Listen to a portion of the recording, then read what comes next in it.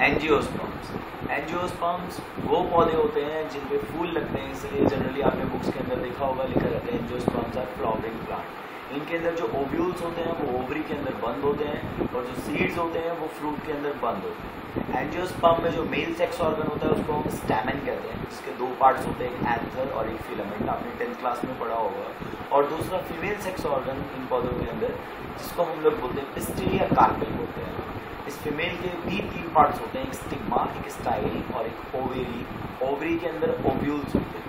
चाहे male sex organ हो चाहे फीमेल सेक्स ऑर्गन हो, दोनों के दोनों एक फ्लावर के अंदर प्रेजेंट होते हैं, फूलों के अंदर प्रेजेंट होते हैं। जो फीमेल होती है उसके अंदर ओव्यूल होता है, ओव्यूल के अंदर एम्ब्रियो सैक होता है।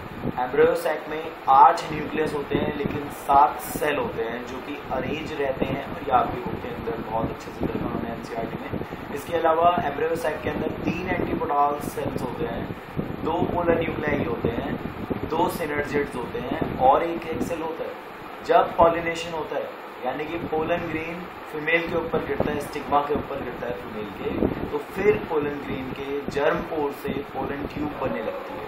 वो पोलन ट्यूब सिनर्जिड्स में एंटर कर जाती है और फिर पोलन ग्रेन के अंदर से 2 मेल गैमेट पोलन ट्यूब में आते हैं। उनमें से एक मेल गैमेट एग सेल के साथ फ्यूज हो जाता है एम्ब्रियो सैक के, और दूसरा वाला मेल गैमेट 2 पोलन न्यूक्लियाई के साथ फ्यूज हो जाता है। आप देख रहे हैं चूंकि एक मेल गैमेट एग सेल के साथ फ्यूज हो गया, दूसरा मेल गैमेट 2 पोलर न्यूक्लियाई के साथ फ्यूज हो गया, दैट मीन्स 2 फ्यूजन है। इसीलिए टॉपिक का नाम है डबल फर्टिलाइजेशन, क्योंकि 2 फर्टिलाइजेशन, जिसमें से जो पहला वाला फर्टिलाइजेशन है जिसमें एक मेल गैमेट एग सेल के साथ फ्यूज हो रहा है, इसको सिंगेमी कहते हैं। इसकी वजह से पौधों के अंदर जाइगोट बनता है और जाइगोट से एम्ब्रियो बनता है। वहीं जिसमें दूसरा मेल गैमेट 2 पोलर न्यूक्लियाई के साथ फ्यूज हो रहा था, ये आपस में मिलकर के इस प्रोसेस को बोलते हैं हम लोग ट्रिपल फ्यूजन, और इनके मिलने से बनता है प्राइमरी एंडोस्पर्म न्यूक्लियस।